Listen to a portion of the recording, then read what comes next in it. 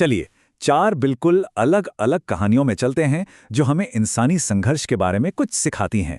ये सभी कहानियां एक बहुत ही बुनियादी सवाल उठाती हैं जो हम सबकी जिंदगी से जुड़ा है। तो सवाल ये है कि आखिर हमें बनाता क्या है? वो चुनौतियां जिन्हें हम खुद चुनते हैं, या फिर वो मुश्किलें जिन्हें झेलने के लिए हमें मजबूर कर दिया जाता है?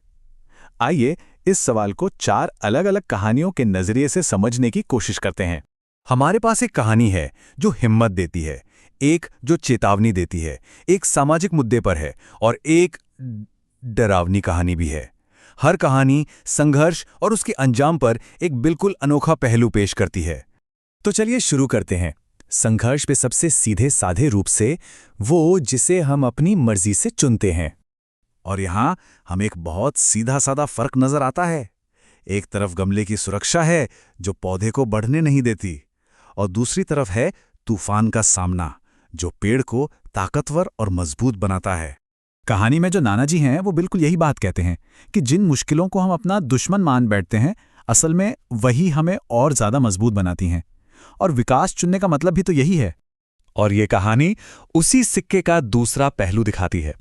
जब हम काम के संघर्ष से बचने के लिए चीजों को टालते रहते हैं तो उसका नतीजा सिर्फ नाकामी और पछतावा ही होता है। तो यहाँ जो समझने वाली बात है वो ये है कि इन कहानियों में किरदारों के पास एक चॉइस थी।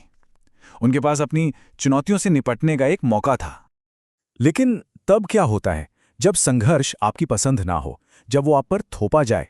चलिए देखते हैं कि कैसे एक निजी चुनाव जिंदा रहने की एक सामूहिक लड़ाई बन जाता है। अब हम उन संघर्षों की बात करेंगे जो लोग चुनते नहीं हैं, बल्कि उन पर जबरदस्ती लादे जाते हैं, जहां दांव पर सिर्फ तरक्की नहीं बल्कि लोगों की भलाई और इंसाफ होता है। ये कोई तरक्की का रास्ता नहीं है, नहीं, ये तो एक ऐसा चक्कर है जो कभी खत्म ही नहीं होता, जो परंपरा के नाम पर उन पर थोपा गया है। और इसका नतीजा सिर्फ बीमारी, चोट और थकान। और ये संघर्ष और भी भयानक हो जाता है जब वजह सिर्फ परंपरा नहीं बल्कि नफरत और हिंसा हो। हमारी डरावनी कहानी में तो ये जिंदा रहने की ही एक लड़ाई बन जाती है।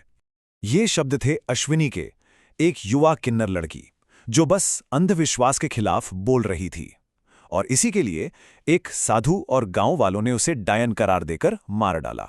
तो चाहे संघर्ष चुनावा हो या थोपा हुआ, उसका एक नतीजा तो निकलता ही है, और हमारे काम ही तय करते हैं कि कहानी का आखिरी पन्ना कैसा होगा।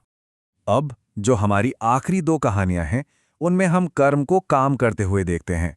एक जगह ये मिलकर लड़ने से एक अच्छा बदलाव लाता है, तो दूसरी जगह ये एक भयानक बदलाव बनकर सामने आता है। मतलब साधु के किए गए कामों ने एक ऐसी चेन रिएक्शन शुरू कर दी जिसे रोकना नामुमकिन था, और उसका अंजाम उसकी अपनी ही दर्दनाक मौत थी। लेकिन दूसरी तरफ गांव की महिलाओं ने एक बिल्कुल अलग रास्ता अपनाया। जब उन पर परंपरा का बोझ डाला गया तो वे हड़ताल पर चली गईं। उन्होंने साफ कह दिया कि जब तक कोई हल नहीं निकलता वे खाना नहीं बनाएंगी।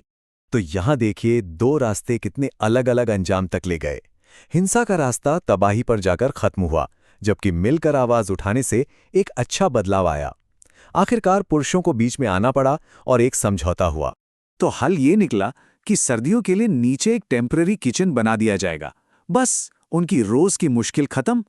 तो जब हम इन चारों कहानियों को एक साथ देखते हैं तो हमें आखिर क्या समझ आता है? बात चाहे पर्सनल ग्रोथ की हो, नाइंसाफी के खिलाफ लड़ने की, या फिर अपनी ही सुस्ती के अंजाम भुगतने की, असल चीज जो मायने रखती है वो है हमारा रिएक्शन, हमारा जवाब। आखिर में ये कहानियां एक ही बात याद दिलाती हैं, हालात हमें नहीं बनाते, हमारे फैसले हमें बनाते हैं। तो आखिर में सवाल यही बचता है कि क्या हम अपनी कहानी खुद लिखते हैं या हम बस उन कहानियों के किरदार हैं जिन्हें हमारे कर्म लिख रहे हैं।